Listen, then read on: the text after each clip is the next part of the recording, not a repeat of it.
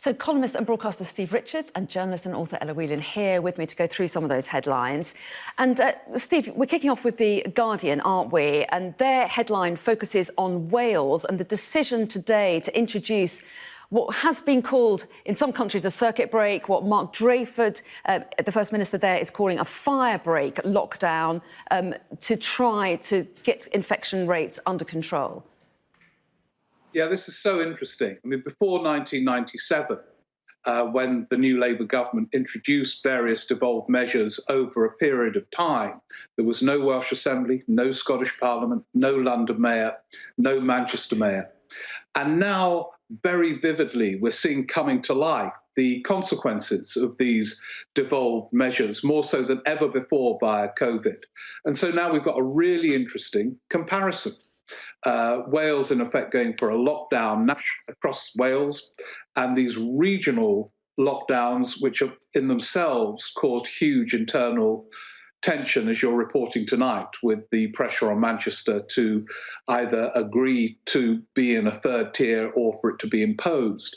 So we're seeing this devolution programme, which hadn't been thought through as a whole, in real vivid action as we gather tonight.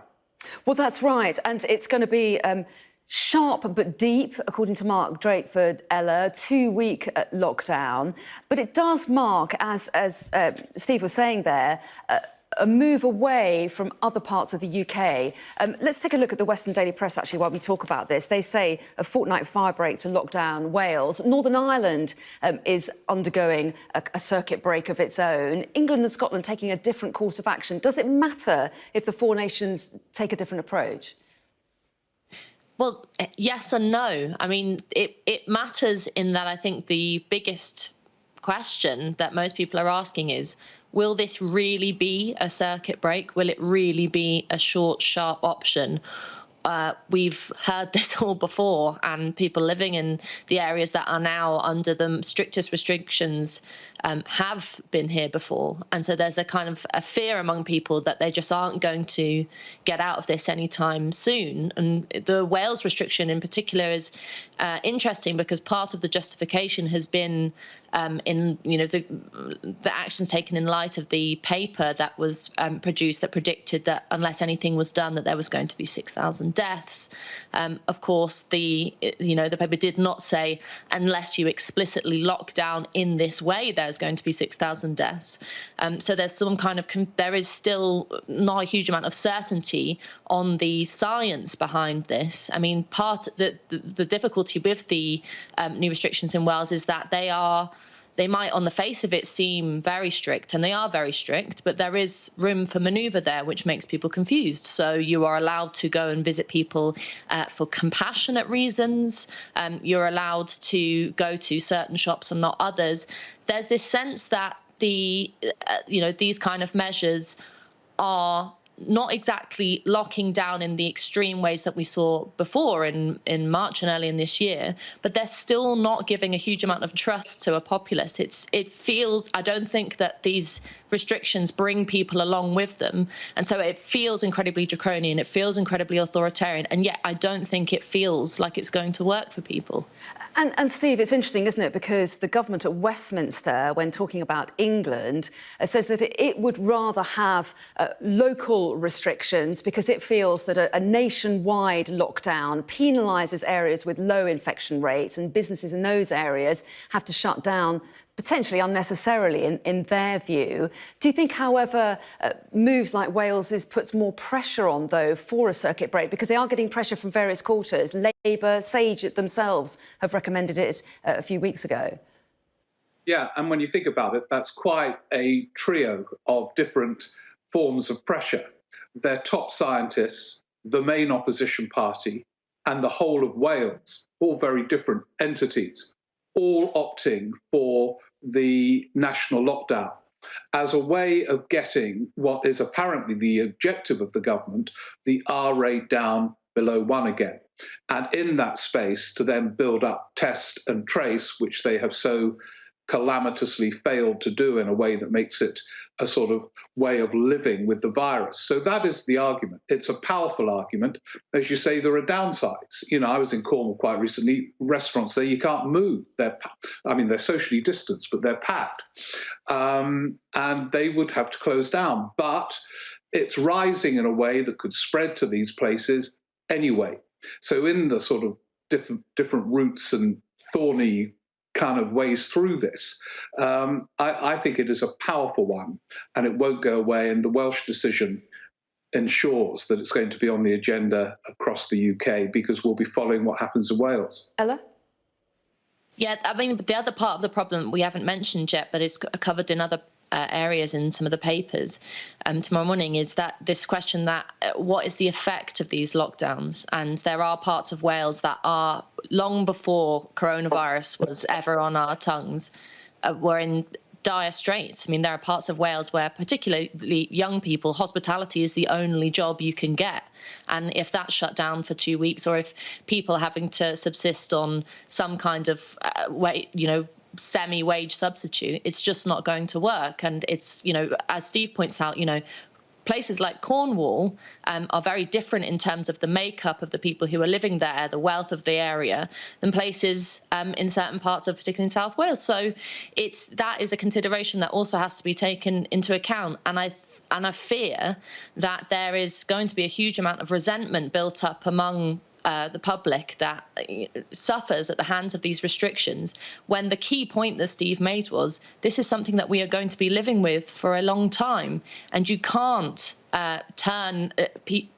make people destitute, basically, by locking down and at the same time destroying the trust between governments and voters by doing things that don't seem to be fully backed up. Very quickly, Steve, because I want to move on to another paper.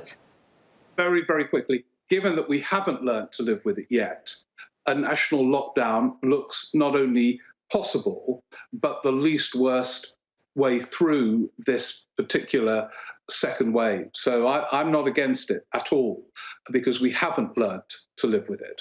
OK, Ella, I'm guessing you'll disagree with that, but if it's all right, I'm going to move on to another story on the front of the Daily Telegraph. They say there, shielding is the answer, Manchester MPs insist, and they're reflecting the fact that there's a great difference of opinion between local leaders in that area and Westminster. And I should say that after we got this front page, we have had the development that the Community Secretary, Robert Jenrick, has now issued an ultimatum to Greater Manchester, giving them till midday tomorrow to reach an agreement, or they'll impose Tier 3 restrictions. So there are developments on that story this evening. But tell us a little bit about what the Telegraph is covering tomorrow. Yeah, well, those developments are incredibly negative. I mean, talk about the need for cooperation at times like this. If you've got the breakdown in talks between local leaders and national government to this extent, it's really not good news. And I think part of the problem is what's reflected in this front page in the Telegraph piece, which is that the discussion has become largely about the haggling over money and haggling over which is the most cost-effective way, which of course is an incredibly important thing to consider.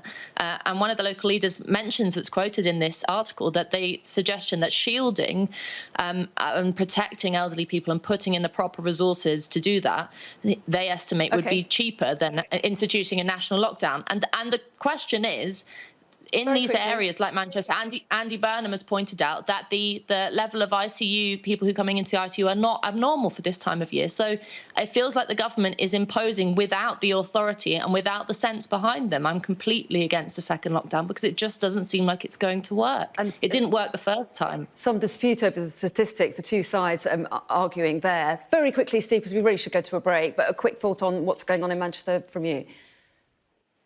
There are all sorts of divisions. I mean, Andy Burnham is not necessarily against a lockdown or a third tier, as long as they get the resources to pay for those who are going to be hit by it. So it's quite complicated. I think it's Tory MPs and council leaders arguing for the shielding. But how do you shield effectively? We still haven't had definitive answers about that.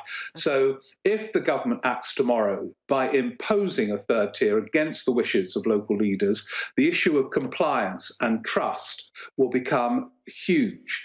Again, it's tension between different pockets of power. OK, lovely. We're very late for a break, but we've still got time to talk about plenty of things after the break, so don't go anywhere. Coming up, the EU's chief Brexit negotiator says he's willing to intensify talks with the UK to find a breakthrough over a trade deal. More on that in just a moment.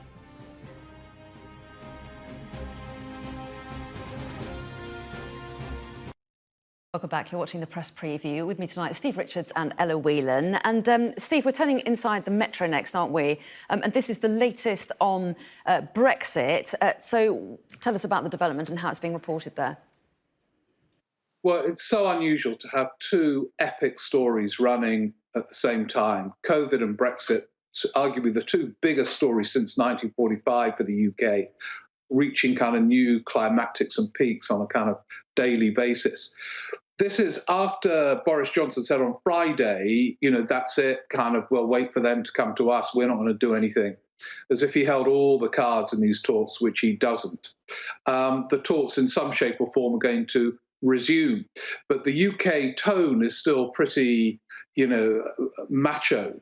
And it's hard to read whether it is posturing to get ready for a deal which will disappoint some of the purist supporters, but they will claim is a triumph of their machismo, or whether they are ready in some form or another to go for no deal. They all publicly say, and indeed privately, they want a deal, but it's not there yet. You can see how they get one. It will be a pretty flimsy one. But clearly these talks matter. And let's see whether behind this posturing and machismo, something could be done. It would say it'd be a flimsy deal, but that's still hugely better than a no deal. Ella, what's your take on it? I think that the interesting thing is that the more that this kind of scuffle over the final points of the final stages of Brexit, as it were, and the deal making is done, it reveals to me and actually many other people, whether you voted Brexit or not, how necessary I think the step to leave the European Union was, because the fact that this is not, it's, you know, as the Metro points out, it's partly about a row over fishing rights, but also about very important things like state aid, which in the current context of, you know, nations having to make massive decisions that we've just been talking about in relation to COVID relief and kind of economic policies never the likes that have ever been seen before, haggling over whether or not a country is allowed to make its own rules when it comes to things like state aid or state subsidies is very important. And one of the last paragraphs in the Metro point out the fact that the Anglican archbishops wrote a letter calling on the Lords to intervene and make sure that the government didn't do anything to break international law and that this kind of moral disaster didn't happen. Just shows you how necessary this is, that we still in 2020 can have bishops calling on Lords to stop a democratic vote. My God, we need Brexit more than ever. OK, we are out of time. Steve and Ella, I'm sure that you want to come back on that. I'm afraid we're about to finish, but you're back at 11:30, so maybe we'll revisit then. But Steve and Ella, good to see you as always. Thanks very much indeed. So tonight with me are Steve Richards and Ella Whelan. And a lot around tonight, Steve, isn't there? And a couple of the papers leading on the new fire break or circuit breaker being introduced in Wales. But also tonight, a moving story as regards the standoff over restrictions in Manchester, something that the Manchester Evening News has very quickly managed to get on their front page tomorrow with the headline High Noon Showdown. So get us up to date. Yeah, well, as you've been reporting quite recently, Robert Jenrick has announced that if they can't reach some kind of agreement, there will be an imposition from central government. It will assert its power that it still has over, for example, Manchester's mayor in this complex devolution map, which is becoming so much more vivid in the COVID era. But that headline in the Manchester Evening News is bad for the government, because in this second wave, if it's to impose new restrictions, it doesn't want to do it in the context of a kind of showdown, which is the headline in the Manchester Evening News, between local leaders and the government's will. Now, it has some things on its side, the government. Within Manchester, there are disagreements about what should be done, even though quite a few MPs, Andy Burnham and others, are united that they don't want this, what the government currently proposes to do. But you need consent for this in all kinds of different ways and trust that it's going to work. And as we've seen in these clashes in the last few days, a consequence of devolution, which we didn't have before 1997. The government could have done what it wanted across the UK before 1997. It's much harder to do, and it's going to be it's a big day tomorrow. It is. At midday tomorrow is the deadline, Ella, for an agreement to be reached. And how reluctant do you think the government will be to try to impose these restrictions from Westminster? Do you think they'll be worried about compliance being affected if that's the way they come about?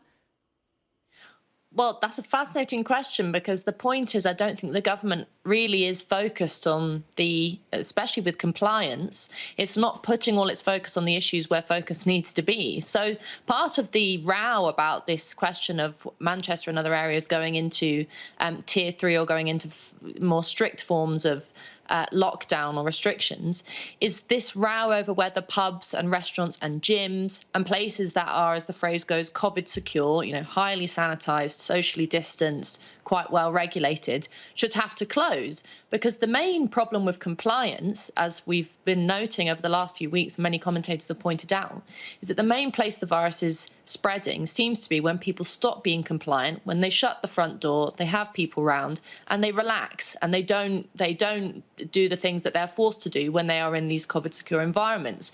So the problem with all of this, and the problem of consent that Steve brought up, is that it doesn't feel like the government is doing what needs to be done, which is to get people on board, give them the outlets that they can to still have good lives, to socialise, to work, to earn money in these COVID secure environments, and target the issues with the virus spreading where it seems to be happening, which is indoors, at home, and in informal environments.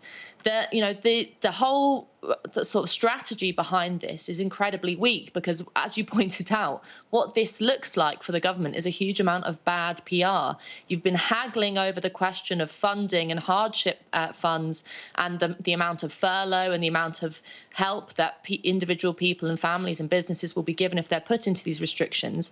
That's not a good look for a government that's been saying for the last few weeks that the only thing it cares about is saving lives. It's quite clear that that's not the only agenda that the government has to deal with.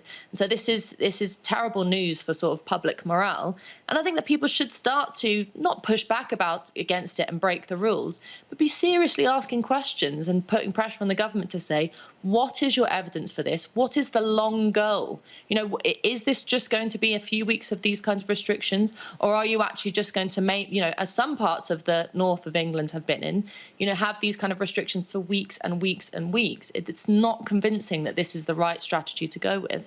OK, and we will no doubt hear more about government's justifications for these localised measures. But in the meantime, Steve, the other big story of the day is, of course, Wales introducing a circuit break, or they're calling it a fire break, aren't they? A short, sharp shock, if you like. It's a 2-week fire break, as reflected on the Western Daily Press's front page. Fortnight fire break to lock down Wales. So they're taking a different view from England.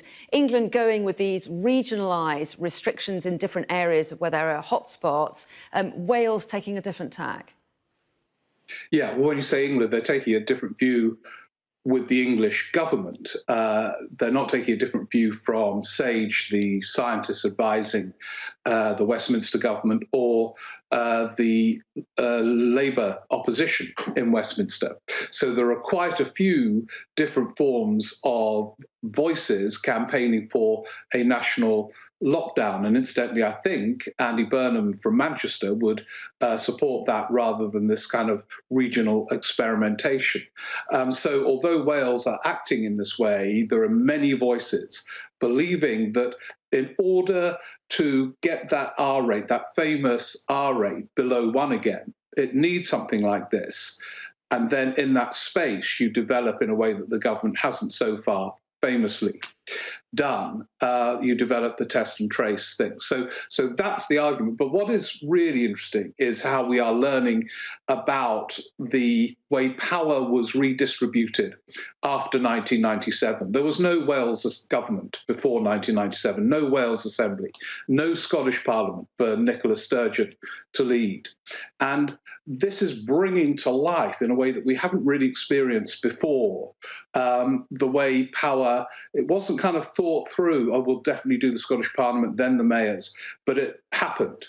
And so there are these powerful voices around the UK, some with the capacity to do an entirely different policy from the Westminster government. So now we can compare Manchester, Newcastle, regional focuses, etc., or the lockdown in Wales, or tougher measures, which some of the papers in Scotland say Nicola Sturgeon is going to impose tougher measures as well, not the full lockdown, but tougher measures. Which will be interesting because Northern Ireland already has this circuit break that they're going through as well. And The Guardian reflects that. They say Wales orders firebreak lockdown and leaves England going it alone. And the argument that Boris Johnson would make is that if you put your restrictions in locally and regionally, you don't penalise businesses in areas where infection rates are low. So there will be some people in Wales in areas of very low infection rates who will be troubled by this national circuit break or fire break.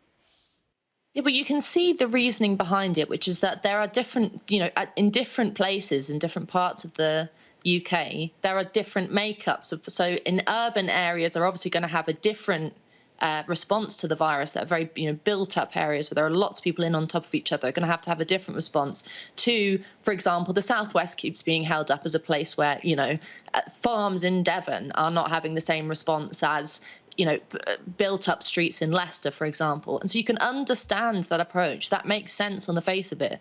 But what doesn't make sense is that actually the government isn't working with local leaders, working with the people that live in those areas, talking to people. I mean, actually talking to citizens instead of relying on a poll from here and a poll from there and seeing what people need, what kind of resources they need. It seems really scattergun, and that's why it doesn't seem to be working. There's also the question of, the thing that Andy Burnham and others are picking up on is the question of aid and helping people, because it's all very well the government has had quite a good run of praise for the furlough scheme up until recently, and now it's quite apparent that people simply cannot survive on 2/3 of their pay, or even 2/3 of their pay plus an extra little bit, because lots of people, much more than I think most people understand or realise, live paycheck to paycheck in this country. Long before coronavirus was around, there were deep problems with the economy, and people can't survive on just the odd handout from the government now and again. So there has to be a larger question of where the goal is. What is the strategy? Just the part of the problem is, and this is moving on to the eye, which talks about lockdown by the back door, is, are we just running with a whack-a-mole strategy where you open up, you say, go out to eat out, students run riot, go ahead, and then lockdown when everything goes bad, and then release lockdown? I mean, what is the future? Yes, and Steve, picking up on this eye front page, I mean, is what they're saying here, we've got discussions, as we understand it from Matt Hancock today, with other areas in the north, South Yorkshire, West Yorkshire, Nottingham and the North East could be the next areas moving into Tier 3. Effectively, are they saying that you end up in a similar situation, almost as a circuit break, with a lot of the country actually under the toughest restrictions? Is that what they're getting at? Yeah, I mean, it's quite a powerful headline, because there hasn't been one announcement of the UK shutting down, but these accumulative announcements of different areas possibly going into Tier 3, the harshest level of constraints, is a form of lockdown. And if it extends and extends, you're there by stealth. Now, the question about that is partly political. We're seeing all the problems of this fractured approach. You get so much fracturing in terms of the voices we hear clashing over the appropriate response. And then people living in these areas have to navigate between the conflicting voices. You don't get that if there's a kind of national lockdown rather than one by stealth. And there are kind of obvious scientific arguments, much rehearsed. So it is happening by stealth. Ella pointed out the reasons, you don't want to lock down Cornwall and other places where it's very low. But given the nightmarish options, it might prove to be the least worst. OK. Ella, we're out of time. We ought to go to a break, I'm afraid. But I know that we're going to be revisiting this subject very soon. But right now, we are going to take a pause. Coming up, though, losing faith in the system. A study finds the younger generation don't trust democracies anymore. We're going to have more on that after the break.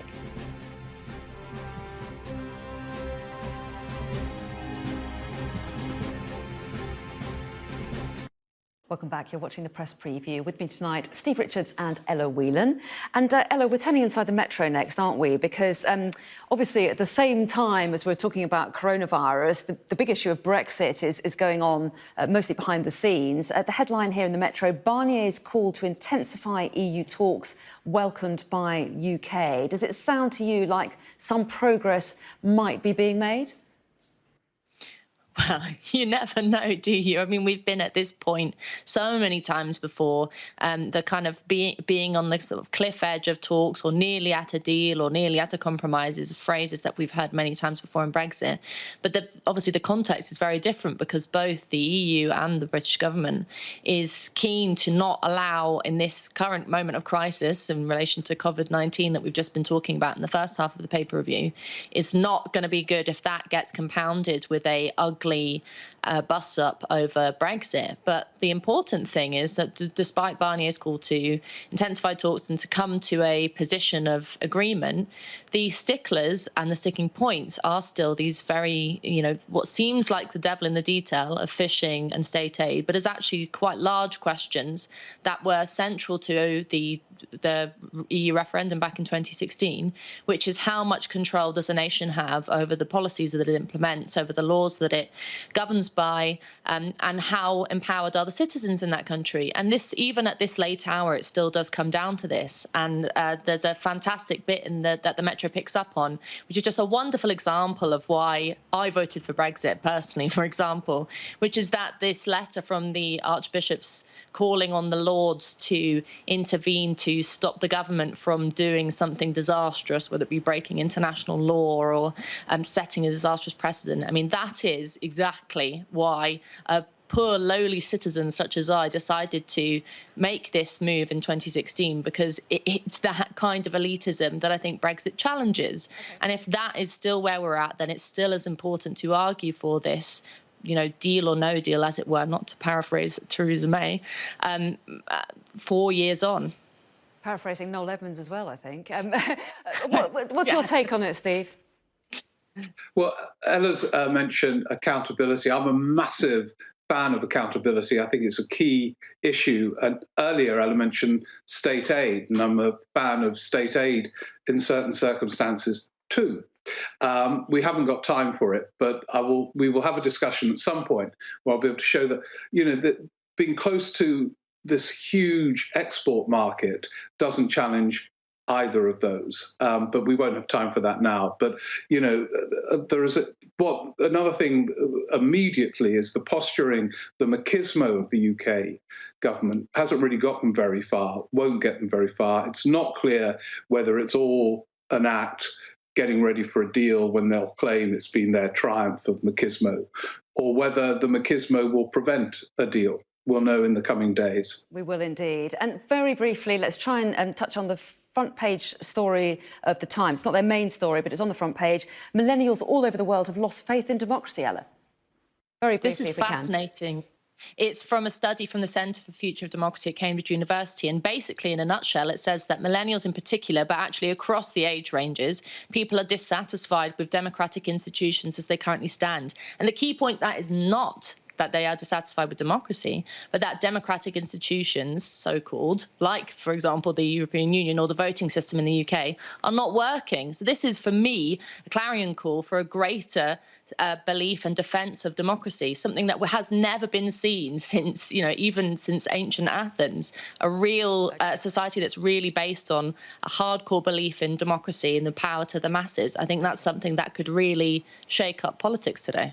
Interesting study. We must leave it there, though. Steve and Ella, always good to see you both. Thanks very much indeed.